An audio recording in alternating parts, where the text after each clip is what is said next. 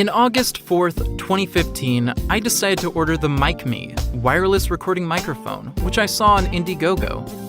I decided to go ahead and back the project because I figured it'd be the best solution for the recordings I had been wanting to do for years. Back then, I wanted to capture the sounds of nature, for example, birds, crickets, streams, rain, etc., but did not have the right tools. There were a lot of naysayers talking down the product by Austrian-based Philipp Sonnleitner, because it took a long time to fulfill. At the time, it was a concept that became a prototype. Months later, a few disgruntled backers started asking for refunds, calling it a scam, etc. But here's the reality. It was a crowdfunded prototype with no way for the inventors of products like Mikme and their startup companies to know exactly when the products can be fleshed out and be completed. Many people have unreal expectations when the company misses the dateline. If a ready-made product is needed, there are online stores. This type of product is an experiment and a risk to develop and production. People have to see this as investing in a person's dream of developing a new product or service from scratch, with some perks thrown in.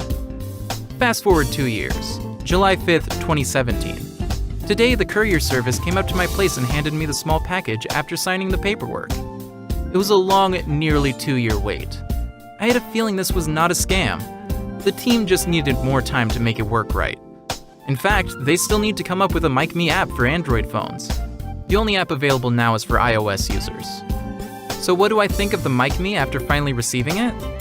Well, I had a tough start with it and a little discouraged. Instructions say to charge it up 2 to 3 hours before trying to use it.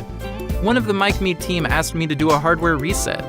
It is done by pushing the power and Bluetooth button at the same time for at least 15 seconds. Still nothing.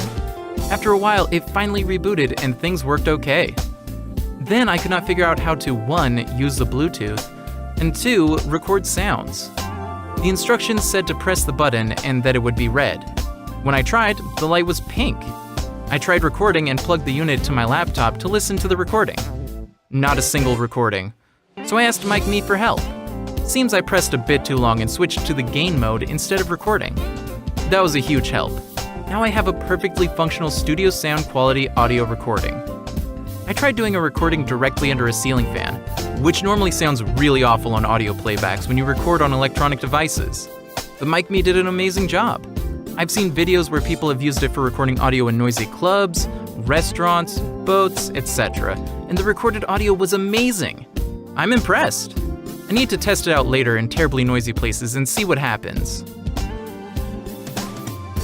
Specs: 1-inch gold-plated true condenser capsule, 16 gigabytes internal memory, bit depth 24, sampling frequencies 44.1 kHz, 48 kHz, 96 kHz. What's in the package? Mikme box with magnetic fastener, 1 Mikme, 1 micro USB data cable, Mikme stickers, a little cheesy fun.